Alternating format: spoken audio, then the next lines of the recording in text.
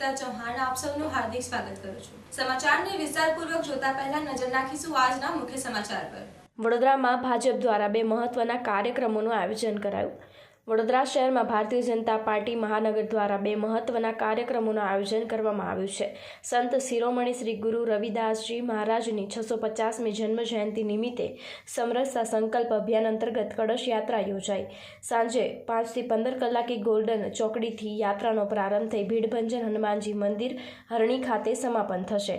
ગુરુ રવિદાસજીની 650મી જન્મ જયંતિ નિમિત્તે દેશવ્યાપી સમરસતા સંકલ્પ અભિયાન યોજાઈ રહ્યું છે। ત્યારબાદ સાંજે 6:45 કલાકે વંદે માતરમ ગીતના અપમાનના આક્ષેપને લઈને ભાજપ યુવા મોરચા દ્વારા કેન્ડલ માર્ચ યોજાશે। ભીડભંજન હનુમાનજી મંદિર હરણીથી કેન્ડલ માર્ચ યોજાશે।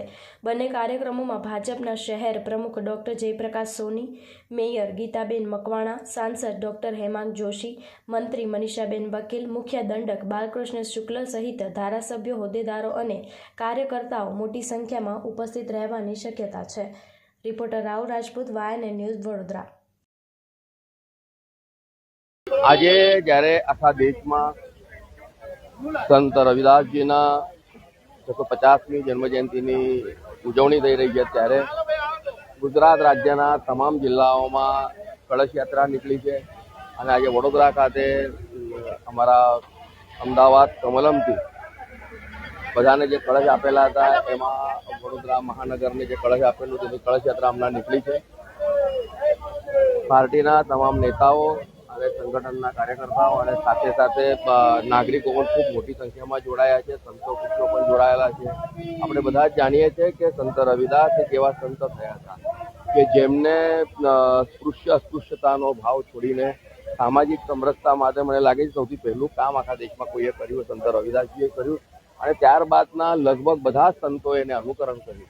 તો આ દૃષ્ટિએ આપણે જોવા જઈએ તો સનાતન હિન્દુ સમાજમાં, હિન્દુ ધર્મોમાં કદાચ એક એવા સંત થઈ ગયા કે જેમના કારણે 650 વર્ષનો ઇતિહાસ છે। અને આજે જ્યારે નરેન્દ્રભાઈ મોદીજી સામાજિક સમરસતાની જે વાત કરે છે, મને લાગે છે કે સામાજિક સમરસતાના અગ્રબિંદુ કે અગ્રજ કોઈ હોય તો સંત રવિદાસ મહારાજ। સંત શિરોમણી શ્રી રવિદાસજી મહારાજની 650મી જન્મ જયંતિનું આ વર્ષ છે। એ વર્ષ દરમિયાન અનેકવિધ કાર્યક્રમો આયોજિત કરવામાં આવ્યા છે। એમના જન્મભૂમિ વારાણસીથી એમની પવિત્ર માટી આજે અંબાજીથી લઈને કર્ણાવતી સુધી અને કર્ણાવતીથી આજે બધા જ જિલ્લાઓમાં પહોંચવાની છે। વડોદરા મહાનગરમાં પણ આ પવિત્ર માટીનું આગમન થઈ ચૂક્યું છે। ભવ્ય સ્વાગત સંતો, મહંતો, સાધુ સંતો, આચાર્યો, ધારાસભ્યશ્રી, સૌ પદાધિકારી, સંગઠનના સૌ કાર્યકર્તાઓ સૌએ આ માટીનું પૂજન અર્ચન કર્યું છે। આ પવિત્ર માટી આજે પદયાત્રાના સ્વરૂપમાં હરણી ભીડભંજન હનુમાન ખાતે આનો કળશની સ્થાપના થશે। આવતીકાલે સૌ વોર્ડ વાઇઝ પણ આ પ્રમાણે જન્મભૂમિની માટીનું વિતરણ થશે। ત્યારબાદ એ કળશ પણ સોસાયટી નીચે બધા ઘરો સુધી પહોંચે, એમના જીવનનો સંદેશ જે હતો મુખ્ય સામાજિક સમરસતાનો, એકજૂટતાનો, એ સંદેશો ઘર ઘર સુધી પહોંચે એ પ્રકારનો એક પ્રયત્ન એમના જીવન આ જન્મ જયંતિ વર્ષ દરમિયાન ભારતીય જનતા પાર્ટી અનેકવિધ કાર્યક્રમોના માધ્યમથી આયોજન કર્યું છે। આજે ભવ્ય પદયાત્રા અહીંયા ગોલ્ડન ચોકડીથી હરણી ભીડભંજન હનુમાન મંદિર સુધી થવા જઈ રહી છે।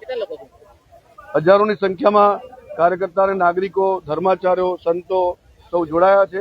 આપ સૌ જોઈ શકે છે મોટી સંખ્યામાં સ્વાગત કર્યું છે। ત્યારબાદ હવે આ કળશનું સ્થાપન ભીડભંજન હનુમાન મંદિર ખાતે થશે। Subscribe now and press the bell icon. Never miss an update.